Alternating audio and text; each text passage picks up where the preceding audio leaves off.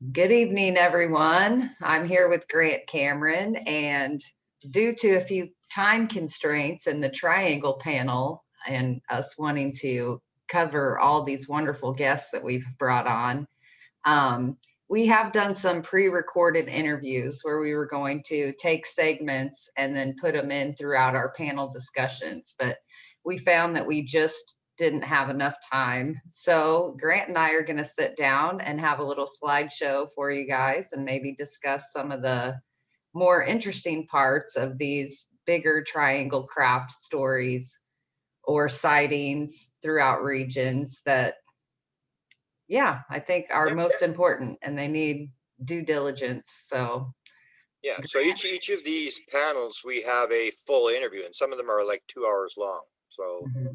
we'll just do a little excerpt from each. You can see what's coming up, and then watch Nicole Sackage's YouTube channel, and you're going to be posting them starting next week. I guess you put one up already, right? Yep, Linda Zimmerman's is up, and I don't have an order of how I'm going to post them, but we have panel part 2 on Sunday. I'll release this on Monday, and then I'll start doing the individual interviews again on Tuesday, Wednesday, Thursday, and then Friday might be our last one. Okay. So So let's get moving here on these things. And these are just little short 3-4 minute excerpts from the actual interview. We'll talk a little bit about the interview, but we'll show you a little excerpt from each. Mhm. So the first we did was Lynne Kitei, and that was a big interview. So what did you think of Lynne Kitei? I was just kind of blown away. For being, I knew she was a primary witness to the Phoenix Lights, and I thought I knew the bulk of that case, very well. I looked at it a few times. I had even done a commentary with a former partner of mine about the Phoenix Lights, and I was just blown away about, what I didn't know. And she has gone so in depth into her research. It borders on, like Colin Saunders was saying in the first panel, it became like an obsession for him. And, I she has dove in so far with this work, and it's just so encompassing that I think I could say she's been compelled Yeah. as well. So Yeah, she did do, she's, I think, on version 4 of her book. And I, like you, was not aware of a lot of she talks about how many sightings there were over a number of years, and has a yeah, lot of photographs, and we show some videos. So it's I think it's almost 2 hours, right? Our interview with her. yeah, it's close to 2 hours. Okay, so Might here's the even be a little little. excerpt that I pulled that she did for us right at the beginning, that just sort of has Lynne talking about this, and then maybe we'll say a little bit more and then go on to the next one. Mhm. Good morning, good afternoon, good evening, wherever you are in the world. My name is Okay. Grant Cameron. I have a special guest. I have an assistant, Nicole Sackage, is joining me from Illinois. I don't see it. Are we Oh, and supposed to I be viewing it? Oh, okay. Hang on. We gotta See it. take that out. Panel. Uh-oh. Did you see my? Oh, I didn't share the slide. Okay. Yeah, I heard the audio, but I didn't see it on the share screen. I didn't show you. See it? Okay. Let me just get the slide up here again, and let's go here. Okay. Can you see it? Yep. That's me.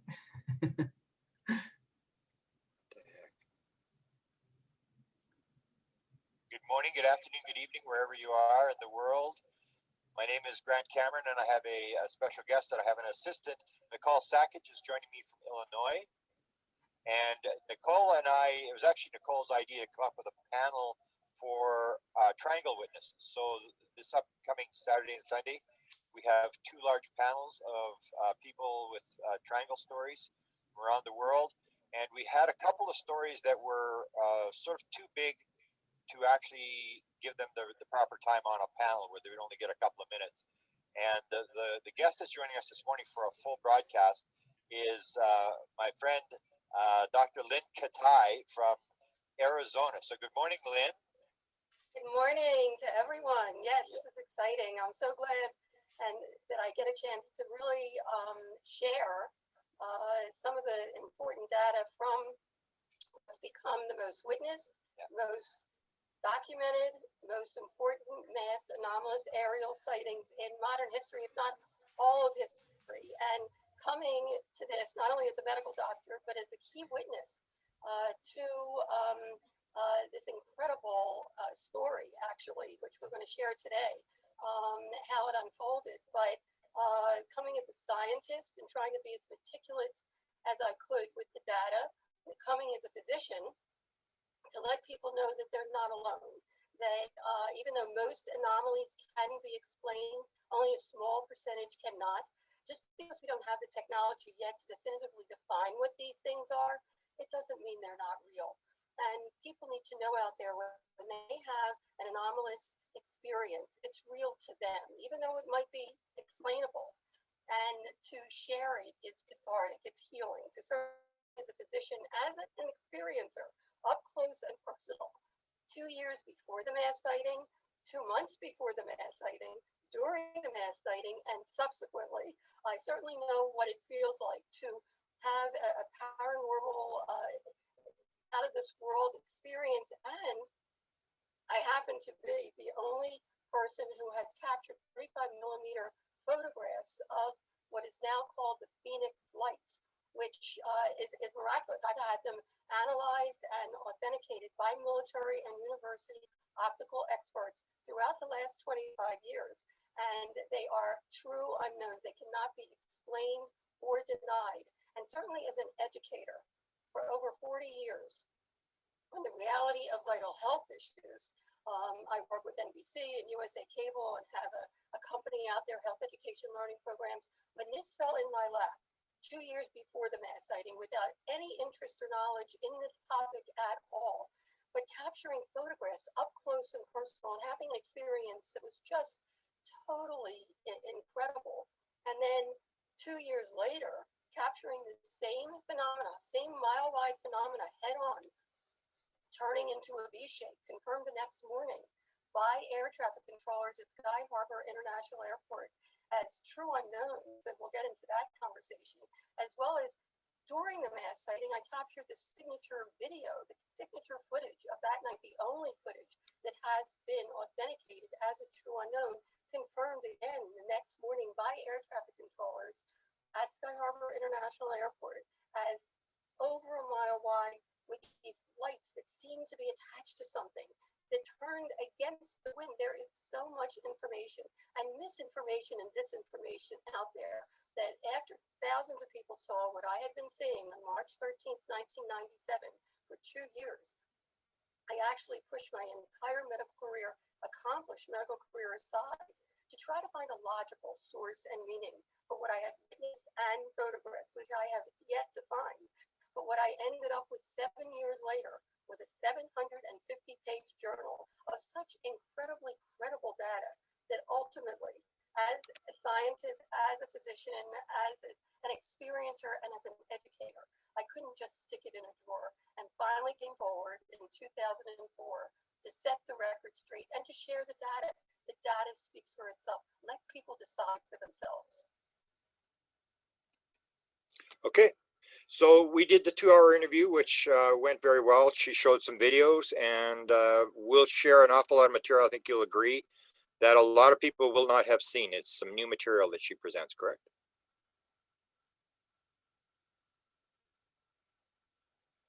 Okay.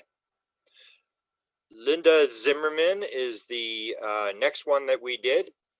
And Linda is already posted on Nicole's channel. So here is a little excerpt I pulled from Linda's interview that we did a couple of days ago. And she did 3 books on the Hudson Valley. So this is the story of the Hudson Valley UFOs. Yep. I was muted there for a little bit, and yeah. Oh, okay. So I didn't put the clip in there. I see I didn't put the clip from Linda Zimmerman. Well, we have her full length up already. We have the full length, it's up. Now, the next one we did was Melinda Leslie, and we are actually breaking this. Maybe you could talk. We're breaking this into 2 segments with Melinda. She told, Yes. we did a long interview. So describe what we're going to put up on these 2 segments. Well, she's actually had, I think, well, she did a recount for me, I think last night or the night before. If she counts individual crafts, because some of her sightings were 2 crafts in the same sighting, I think she's actually seen 13 triangles throughout her, 1,000+ nights of sky watching where she takes groups out, and she's had a few solo as well. But I asked her to pick her best 3, and then of course she had 4. But the 3 I think we feature here in this short, she's drawn out storyboard kind of drawings to go along with each of them. And they were actually very close encounters, close to where she was physically. And the one we saved for the longer interview was her testimony of actually being taken on board a triangle, which is part of her my lab experiences. And it's very powerful. It needed a standalone on itself. So, but these 3 that we feature, she considers her in order, I think, of your showing them, it's 1, 2, 3, and 3 she believes is her best. So Okay, so but I'm just going to show part of one because she went, I think, for like an hour on those 3 sightings. So this is part of one of the sightings. It just gives you an idea of this one sighting that happened right over top of the car.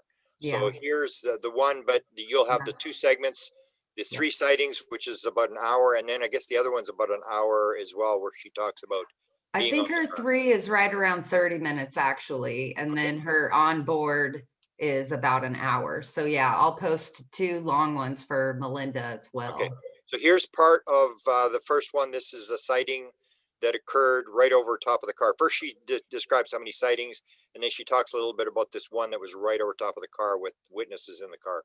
Mm-hmm. We have seen what I call fully structured craft, which is like, this floating in the air, fully structured craft. Long story short, 41 times, 41 different objects.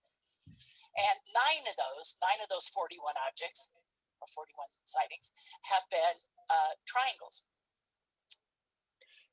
Now, here's the second part where she talks about the object being over the car. Mm-hmm. The gentleman, the husband, is sitting next to me in the front passenger seat, and his wife is sitting behind them. And they roll down their windows and literally stick their head out the window, and they go, "Melinda is directly over us, and it's absolutely huge." And so I lean over the steering wheel and do this and look up, way over the steering wheel. And I go, "Oh my God, you're right." So I turn right into the first next available driveway. Well, it's the next signal. It's a couple of blocks, about 2-3 blocks. There's another signal, and it's the signal for, it's called Mountain Shadows Road. And right on that corner, there's a couple little office storefronts. There's like 3 or 4 little storefronts and enough parking for them. I pull right into that driveway, just enough that my just enough in that my bumper clears the highway. And by the way, you guys, we were out on the tour till about 10:30 at night. We talked to about 10:45. So we figure it's at this point probably right at about 10 minutes, maybe 5 minutes to 11, right when this happened.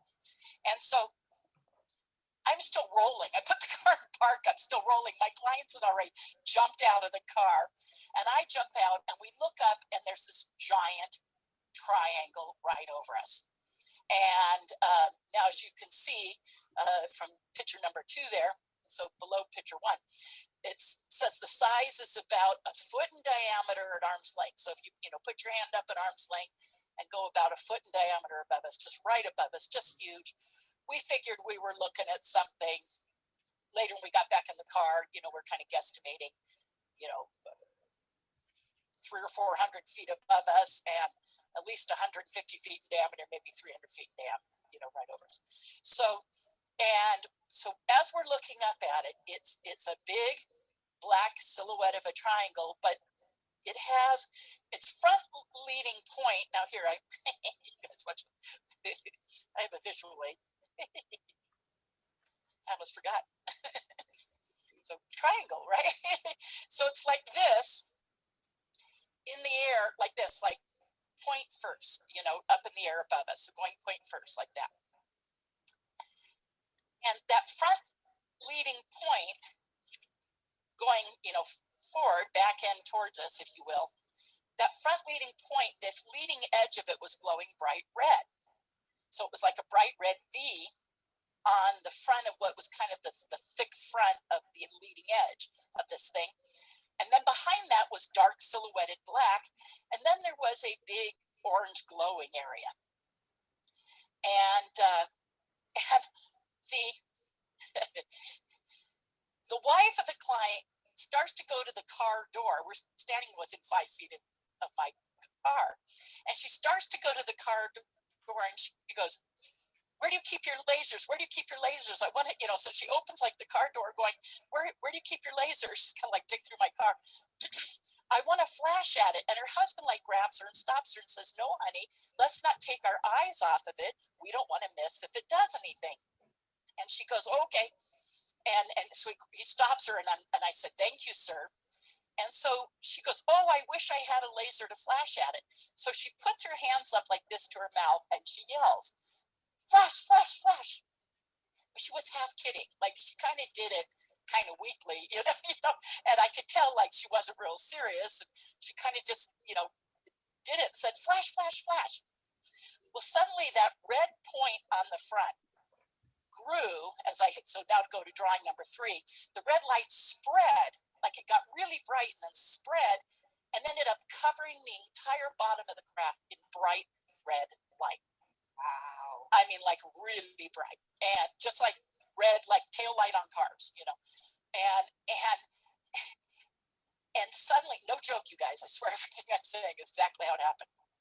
I thought about this all this morning and I said, I want to relay these exactly as and if you ask my clients, they would say the same thing, remember.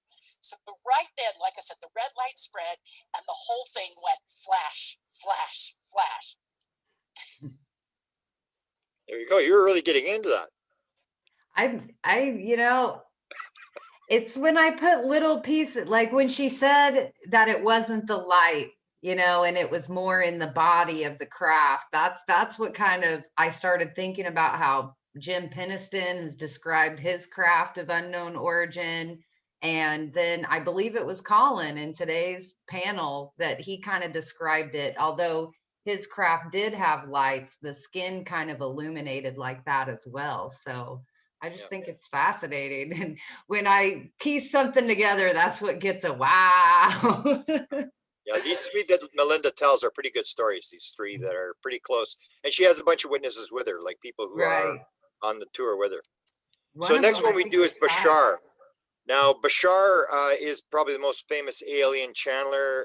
It's Daryl Anka, who actually is a Canadian, comes out of Ottawa, is in LA. And a lot of people don't realize, even I had forgotten. And I was reminded to put the Bashar case in. So what I did is I went to our friend Dave Scott, and Dave Scott actually interviewed him a couple months back. And so I'm going to pull a little clip out of here. And a lot of people may not know the way Daryl Anka got into channeling was 2 close encounters with triangles in Los Angeles. So here's the little excerpt I pulled from Dave Scott's show. Well, it all started in 1973, really, with the inciting incident of seeing close broad daylight UFOs twice in a week, both times an equilateral black triangle. First time about 150 feet away, second time 60, 70 feet away. And have, you know, you hear UFO stories and things like that, but you never know if they're real. But then when you see something like that enter your reality, everything changes. And I knew that the world was different than I was told, that these things were real, and I really wanted to find out what was going on. So I started doing a lot of research. And one thing kind of led to another. Back then there weren't a lot of books on these topics, but whatever books there were kind of crammed onto one bookshelf in the bookstore. So I just kind of went down the line, and UFO books kind of led to, you know, psychic functioning books, and spiritual books and channeling books and whatever else was around in the metaphysical community at the time. And 10 years after the sightings, I was introduced to a channel who was conducting seminars. And I went and I listened for several months, and I thought that the information was very helpful, very interesting, very, very different. And eventually the entity coming through that channel offered to teach a channeling class. Now, so I went into the class to do the research, which was a series of guided meditations to put you in touch with whatever you wanted to get in touch with. It could be your own creativity, your own higher mind. You weren't necessarily expected to channel an entity.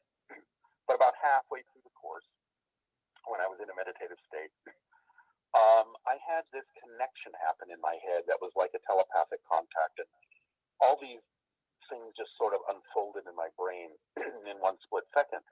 All of a sudden, I felt like there was a memory that came back of making an agreement to do this in this life with Bashar. His image was in my head, and I remembered that, or realized that the UFO had been shown to me by him on purpose to get me to start moving forward and doing the research, so that when came time to do the channeling, I would kind of know what was going on. I wouldn't be freaked out or anything like that.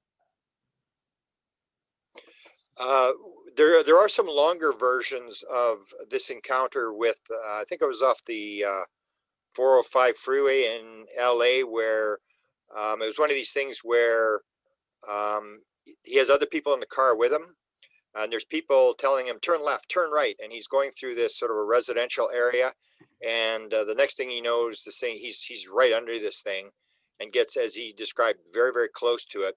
And it sort of reminds me a lot, you'll see a lot of triggering, like my first experience, where it sort of triggered me to go and start doing this kind of field. Or today we were talking to Stephen Greenstreet, and he talked about his experience back a number of years ago. And then suddenly he's doing a UFO show for the New York Post. And you see these sort of things where Daryl Anka actually says that that was Bashar sort of getting him ready to go. And then it led to this almost 4 decades of channeling by Bashar, all started by these black triangles. Amazing. This interview he gave with Dave was excellent, and I suggest everybody go to the Spaced Out Radio Vault and watch the entire thing. Okay, so now we're going to do Dave Scott himself. Now, Dave Scott had a couple of sightings, and you have the entire interview, correct? Yeah, I do. That'll be posted later this week. And he talks about what, 2 sightings? Yes, 2 triangle sightings, and then we kind of did a part 2 full-length interview with Dave. In our first one, we cut him off right before he did his Carl's at the window story. So we kind of picked up from there, and Dave took us through some more experiences that he's had over the years. But yeah, I had no idea about his triangle craft until you put out the APB on Facebook, and he's like, well, I've seen some, a lot, I mean, I think there was, last count, there was close to 300 responses on that post you made on Facebook. So yeah, it just floored me, the responses that came in. So, yep, we got Dave on to talk about his as well. Okay, now the clip, I'm just going to play a part of the clip with the girl where this big, huge thing appears in the sky. And he's wearing his hat. Can you explain to people what the hat is about?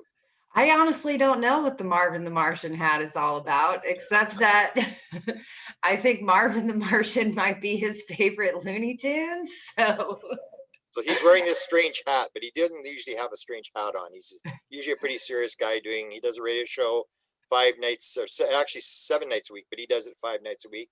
And It goes for what, 3 hours? Yep, 3 hours. And in Canada, this is the show everybody has to listen to, because we can't get coast to coast in Canada. So this is the only show on the air in Canada. And you can barely get it in the States every anymore. Week, and he has some good guests. Definitely. You're on once a month, and he has me on every once in a while. So here's his encounter with the triangle, and this goes back again a couple of decades, and sort of inspires him to keep moving. Like he's getting dragged along, and is now doing a radio show on the paranormal. So here's Dave. What I kind of saw was, to me, it almost looked like they were morphing into a triangle of geese. Now I'm not sure if I saw what I thought I saw. What I do know is that this craft flew into what looked like an invisible door and just kind of disappeared. There was never any sound. There was never any noise, no buzzing, no propulsion sounds, nothing. It was the big black triangle in the sky. So that was number one. The second one I saw happened a few months later, where I was standing with a friend and I was kind of consoling her because the man she was in love with had broken her heart. And, you know, I was kind of like her, well, let's face it, we had friend zoned each other years ago. And here we were standing in her yard, and she had this long driveway, and there was like these 30, 40-foot trees kind of pillaring her driveway. And it was a summer night. It was like August or something like that of 2014. And she's sitting on a patio chair, and I'm kind of standing in front of her a few feet away. And she's like, I just can't believe what's going on. And all of a sudden something caught my attention as I looked up, right in between her driveway where this cathedral of trees were. And I saw the one triangle, this giant triangle. It was massive. And of course, there's the three lights, just as everybody else sees in the corner.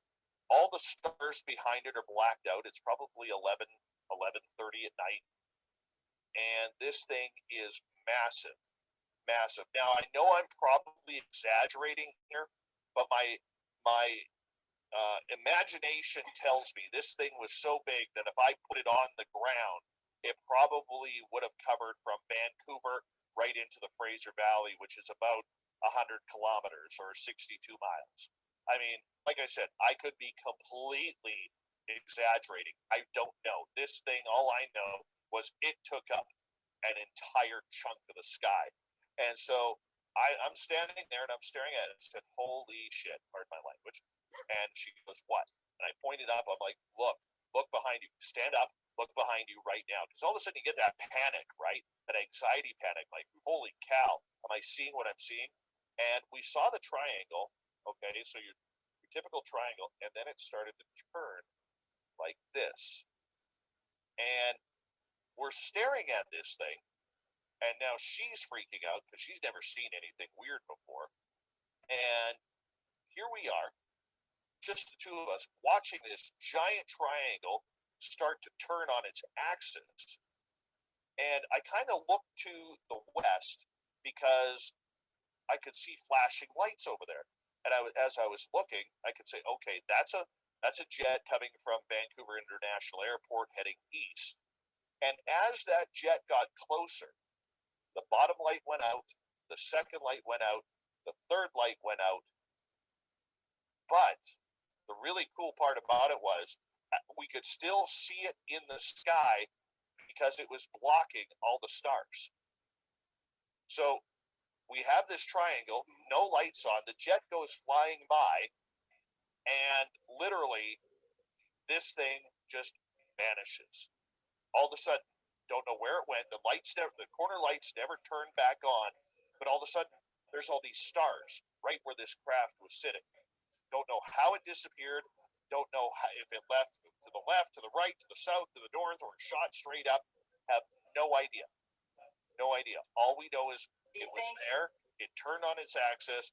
Plane comes from Vancouver, turns its lights off, and then vanishes right after the plane flies by. Do you think maybe I cut you off. So if anybody wants to hear the rest of the story, the first triangle story, you have to watch the interview that we did. It's the first story is a little bit longer, but he's had two, and he's had a number of encounters with beings, and he's an experiencer. So he's a very interesting guy, and these are his triangle stories. What I liked about that one is coming off this first panel, you know, he described how big this one was. And that is so similar to what Colin said. You know, he was witnessing the small one, And then I think he said he went to get a photo of it, grab his camera and take a photo. And that's when he saw the bigger one. The smaller one was gone. And he said he assumed that the smaller one went back to its mothership. So this large one, I mean, the size that Dave describes it as being, it makes me wonder if it was a mothership triangle. Yeah. And So Lynne crazy. Kitei brought that up as well, with a lot of people describe 1 mile across, 2 miles across, things like that, which would tend to indicate to me the theory of wow. Like, I mean, they don't need a craft that big to fly over different areas. This is, to me, they want you to tell this weird story, so it appears as very, very big. There's nobody needs a craft that big to go pick up beer or whatever they're doing. Well, our pal Preston Dennett has posted recently on the amazing shrinking UFO. Yeah. Gone from, you know, large to small. We do hear about the big ones, but Yeah. that was kind of fascinating to read about the tiny visits. Okay, so the Chris last one Peters. I've got, and this will be new to you. You weren't in this interview. This is Desta, my assistant, and Desta and I had an interview with Chris Peters. This is Desta was actually in California, and she went to see him in Malibu for an afternoon. And Chris Peters is a producer in LA, and he's got a very famous family, kept his story very secret for a number of years. Here he is with his father.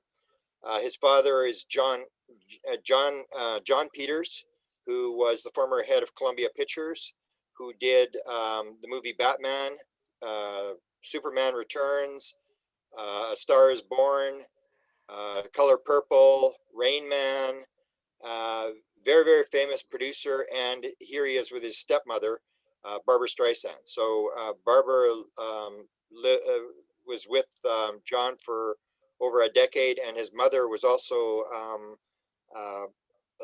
Warren is her last name, was nominated for an Academy Award for I think Cinderella in the 1960s, played on American Housewives, and is very famous as well. So his entire family, both his mother and his stepmother and his father, have stars on the Hollywood Walk of Fame. He even told me that he, as a young child, had bodyguards, that they would be moved around because there was always a threat that they would be kidnapped because of who his parents were. So he's a very famous guy that had an experience, and he started talking to me about 3 years ago, and he films a lot of stuff. Desta and I do his story. It's very, very bizarre. It involves a lot of interaction daily. And so I asked him about triangles, and so here is his little segment on triangles. I said, have you had any experiences with triangles? And here he is talking to us last week about triangles. Can you give me a little bit on 5 minutes on triangles? Because you know I'm doing a panel on triangles and the UFO phenomena. So tell me a little bit about triangles. Okay. Well, I'll start off by saying, and you'll want to listen to the entire interview, because I'll lead up to all of the information that I'm about to tell you now and how it sort of plays a part in it. But I can tell you that this being family that I work with are angelic beings, and they're connected directly with God. And again, I'm not a religious person, but I'm saying these things because it's very important. There are many other beings, etc. But specifically, they are in the sky now, all throughout the sky. And I've said this from the beginning 3 years ago, and I didn't know the extent of what I know now. But they're in the sky as what look like stars in the sky, all throughout the night sky, everywhere in the U.S., around the world, etc.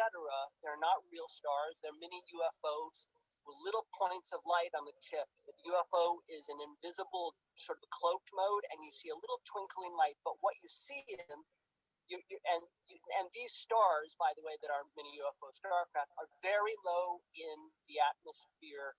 Like for me, 50 feet above our house, 20 feet, 100 feet. I have videos of what look like stars sitting above my fruit trees in my backyard below my power lines, 20 feet above my head. So they're all connected to what's coming, but specifically about triangles, in the night sky, you will see all throughout the night sky exactly what I'm talking about, this phenomena. And there are real stars, but they are not. But they're posing as real stars so that we get used to them being there. People don't see them because they have the perception about stars being 1 million miles away.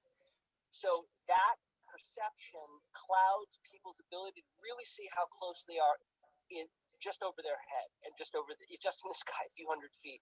It's amazing, but it's also leading up to what's coming. So they're throughout the night sky in triangle patterns, but Orion's belt, but any celestial pattern that you see, you'll see them in those patterns, but also mainly in these triangle patterns that are 3 stars connected that look like triangles floating, but with long lines of electricity connecting each star. And they're probably maybe 100 feet apart. Some are a little bit bigger, some are 20 feet, some are 300 feet apart, but they're in these star triangle patterns. And then usually you'll see electricity energy connecting each star. And I filmed this with many videos on infrared, etc., where you literally can see what look like 3 stars hovering above a house connected by lines of electricity.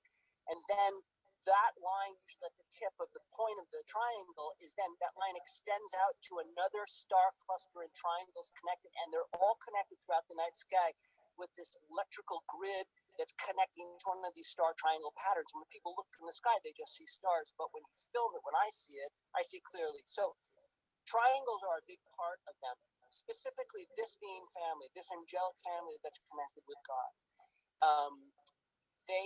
The triangle is their symbol, but it's not just triangle. It's a triangle, right? 3 points, but then at the tip, a line going off and stopping. So it's a triangle, boom, and then at the tip you have a line going boom to the right, sort of up to the sky. So triangle, line up to the sky. I didn't know that in the beginning. I was in the first couple of years. I was filming and seeing all these things, and with my eyes clearly, nobody else was seeing these things, but I was filming them and I was pointing them out. It was just going in one ear and out the other. And then about maybe a year and a half into it, I woke up one morning and I had scars, triangle scars carved in my left pectoral muscle, triangles, 2 side-by-side triangles with a line at the tip of each going off. One big one, boom, and then a line going off, and then one smaller, boom, line going off, and then another pair right below that, 2 triangles, maybe about 5 inches down my gut, same kind of symbol, and then 2 parallel lines with many boxes inside, and then triangles at the bottom touching the tip of the bottom parallel line. So triangles, this pattern specifically is connected to God and our angel family. And I've seen many triangle crafts. I mean, those I've seen, but I think a lot of the ones that I've seen over my house and filmed have been connected with military stuff, not with them. Okay. So what do you think of that? Well, I think we're going to be hearing a lot out of him now that he's outed himself, and he's so he's overwhelming right now because he has so much information to give out. But I've heard other experiencers talk about having the triangle mark on them as well, and maybe not directly comparing them to God and angels, but they do believe there is a mark and it's something to do with the trifecta, and it sends people on these 3 hunts. It's like, how can you, how many trifecta things can you track down, or all these 3 synchronicities start happening. So it's that part I find very interesting to hear him talk about. And more often than not, what I have asked with other experiencers is they have witnessed a triangle craft of some form, whether it's a chevron or the black ones, and then it's later on the marks show up on their bodies. So I find that fascinating. Yeah, I did my presentation for my sighting, my 76 triangle sighting. So I'll let you post that on your channel as well. And there I actually show a number of people who have the triangles on their body, because I've gotten a number of people that come to me and ask me about it. And I always put it down to the theory of wow, where why do they need to put a triangle on your body? And I Right. think part of it is to make you search and to make you realize this is not a dream. Because otherwise you would Yeah. say like Chris, oh, that was just a dream. I just imagined that. But when you see a triangle carved into your body, then you know this is for real. And there was actually one case that I had here in Winnipeg, a local guy who had the triangles, and then he had one cut into the top of his head. I don't know if you've heard this story. A Y cut into the top of his head, where he woke up in the middle of the night and his hands, it was like his hands were wet. He went to the bathroom and there's blood all over his hands, and his hair was full of blood. And then he was trying to figure out what is going on. So he looks in the mirror and he actually photographs this. And instead of a triangle, they had a Y cut into the top of his head, right into the crown of his head, and they had cut this thing. And he said to me, "Why would they do this? Why would they do this to me?" And I said, "Well, Jim, I don't know, maybe they were trying to get your attention and they couldn't get your attention. So they said, let's give him Yeah. something that he can't deny." And he, at that point, he knew something was going on because he was in bed by himself and there's no way he could have got cut. And so that's what I think a lot of that is. But the triangle is probably the most predominant. I would say, I don't know what percentage, maybe people should to do it. But I'm sure it's going to be 10 or 20% of all experiencers will report a triangle on their body at some point. Right. And for some reason, I won't say every person, like Chris mentioned, the left side of his body, you know, I would say 8 out of 10 people report these marks on their left side, you know, and why? You know, well, there's speculation to that as well, that a lot of it's biblical that I've read into, you know, left hand of God, things I'll like give you that. my theory. Roger Lear, who did the alien implants, he and Daryl Sims did a survey. And according to the book, they said that all implants are on the left side of the body. And so he was asked, like, what's common between all experiencers? And he said they're all right brain creative people, and there's piles of them in Hollywood. So the left side of the body is run by the right brain. So when the implants are on the left side of the body, which would indicate to me they aren't interested in your left brain, your rational analytical brain. They're interested in your right female brain that's linked to the universe. That's why the implants are on the left side of the body, because it's run by the right brain. So that's what, and that comes from Roger Lear, who said, he and Daryl Sims said, I think it did 250 people or something. They said, and a lot of people have said, no, I've got an implant on the other side or whatever. But I asked Kathy Martin and she said hers is on the left side. And that's the theory that I've got, is this right brain, left brain thing. That because why would you have all the implants on the one side of the body if that is true? So right. And so you know, triangles is interesting.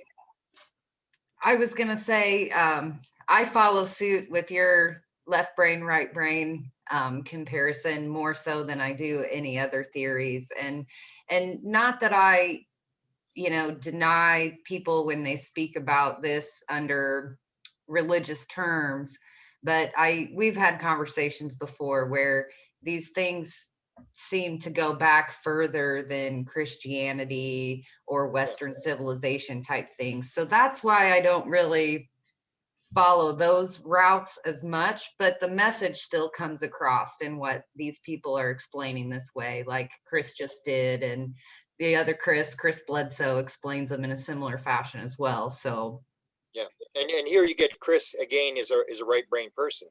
He actually played in a band. He played with Frank Zappa's son in a band in LA. He's very sort of artistic, and that's what Roger Lear said. There's piles of them in Hollywood because everybody's right brained here.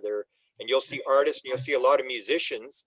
I wrote the book called Tuned In, and I talk about how many musicians are abductees, and all musicians are right brained.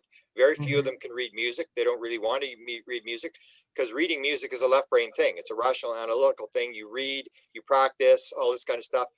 Right brain is basically you sit there and wait for an inspiration, and you just copy it down when it comes into your head. So a lot of artists you'll see in the UFO field, a lot of the experiencers are right brain creative people. I agree with you there. Okay, so we'll leave it at that. Did we get any other? I think you were talking in today's panel about maybe some other interview where somebody else had some triangle sightings. Well, I didn't have my notebook with me, but yeah, a few people in our chat tonight were asking how they could join in these on-camera discussions and join the panels. So I said if we planned another one, we'll put out another APB and ask everybody to report in, because, you know, Grant, when you put out these calls like that, I'm thinking of the orb panels, and how many of those did you end up doing? Was it 4? Three of them, yeah. So we might Yeah, have so to maybe have we'll do- another triangle panel with not famous people or not well-known people, just, you know, your run-of-the-mill experiencer, because I think it would be great to get their takeaways on what our panelists have discussed and what they've brought forward. So, So that would be panel number 4. Let's plan it and do something, and we'll do that. And this one will be number 3. And we encourage everybody to go to your channel and Nicole Sackage YouTube, click subscribe, and you'll get linked into your rumors and gossip. You did the rumors and gossip 1, 2, 3. Now we're doing panels 1, 2, 3, 4.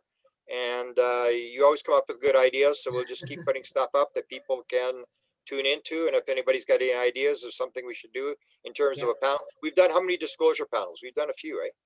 I think our first one was in July, wasn't it? July, August, September, October. We've done 4 or 5.